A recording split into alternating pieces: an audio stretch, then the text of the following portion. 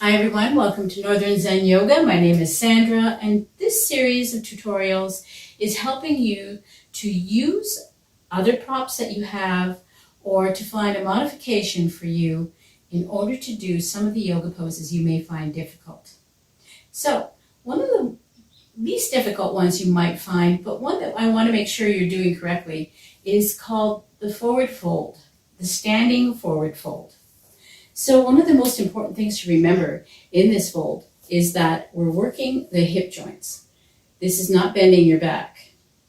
This is bending at the hips. So just to begin, just stand feet hip width apart, hang on to your hips, and just push your tailbone out and then tip your pelvis. Tip your pelvis, push your tailbone out. Just do this a few times, just to get our body warmed up a little bit before we go into our forward fold, especially if you haven't done a yoga class before you come into this posture. And this gives you an idea of what the mechanics are for this. So I'm going to turn sideways now. And you see I have a chair here. So the forward fold in a chair position can help you to move yourself toward the floor. If you would like to use a chair at any time just to practice the forward fold, it will help you to accelerate your ability to go into it without any effort. So, what I don't want you to do is to start doing this when I say we're going into the forward fold. This is trying to bend from the back, crunching your belly in, trying to reach the floor. You'll never get there. And I see this quite a bit.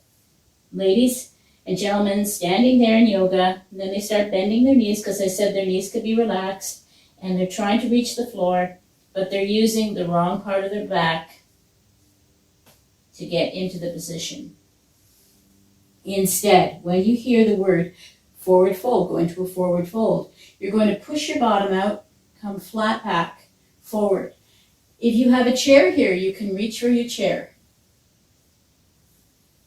Place your palms on the chair, you can grab onto the edges if that feels more comfortable, and you're just going to focus on pushing your tailbone out and bringing your head down toward the floor.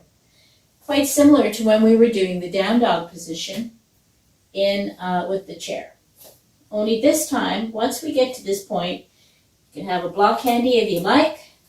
We're going to move to the block, and we're going to let the block be our support for the forward fold. You can bend your knees a little bit more if you like, and what your goal is to bring your belly into your thighs. So keep thinking about pushing your tailbone up, bringing your chest, your belly, and your head down toward the legs. So once you've got a little stretch going on, you can start to move the block into different positions to find the floor. You're going to feel it here. This is the main place you'll feel it, and you may feel it back in here. So we're going to relax down, let our body stretch out. After a few seconds, the body starts to elongate and stretch. And when it's time to come back up, you never ever want to roll up the spine. That was old talk. We used to say that, roll up your spine. We don't do that anymore. That's been considered to be dangerous to the vertebrae, especially in people who are not in good condition in their back or they have back issues. So instead, when it's time to come back up, you're going to come up with as straight as back as you went down with. So again, you're just going to reverse the process. If you're using a chair, you come up the block first, come up the chair. Then you're going to reach for your thighs, grab a hold on each side, and nice and straight, coming all the way up, hinging at the hips to bring the weight of your body back up again. How does that sound? Now say you're not using a chair.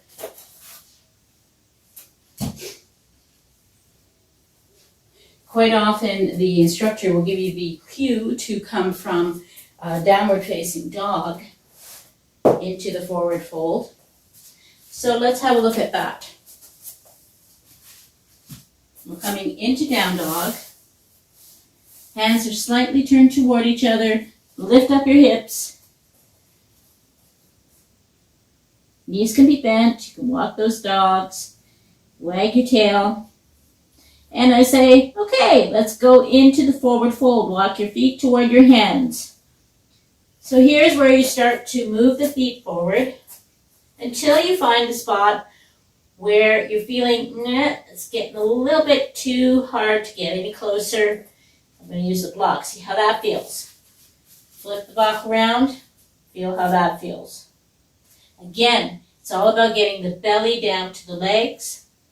So using your block here will help you to get into that relaxed position. Take a few deep breaths. And as your body starts to let go, just let yourself get a little lower and a little lower into the fold. Coming back up. Now, quite often we'll give the cue to do a reverse swan dive. Throwing the arms out, flattening out the shoulder blades on your back. Push into your feet, bend your knees, lift your torso up, nice and straight. If I tell you to do that and you can't do that, this is what you're going to do. You're going to place your hands here onto your thighs and push into your legs to help raise your body back up again. We want to make sure we take care of our back. We protect our back. Our back is very vulnerable to being lifted up from that position because of all of the weight of our head, our shoulders, and our chest. So we want to make sure that we're using big muscles in our legs to do the lifting. I hope this helped. Going into forward fold, practice it a few times so that when your instructor tells you to go there, you'll be able to do it just like that and do your modifications that you need to do. Don't worry about what anybody else is doing. Bye for now.